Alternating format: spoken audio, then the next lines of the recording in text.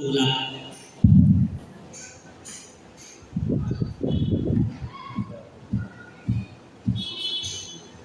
Ito ang problema.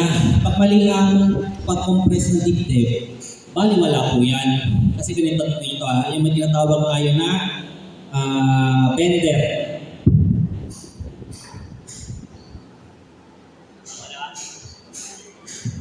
Diba? Nakikita nyo, sayang lang yung puwersa. Para ka lang nagpo-push up, pero wala ka namang na-achieve na compression. Meron yung tinatawag na ilan ba ba ito? Jerker, kung tawagin jerker.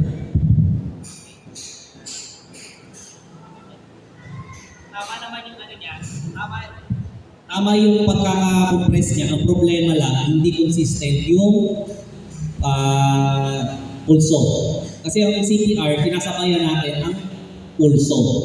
Kumbaga, pinapalitan natin, imbis na wala, di ba wala ka siyang pulso, imbis na pabayaan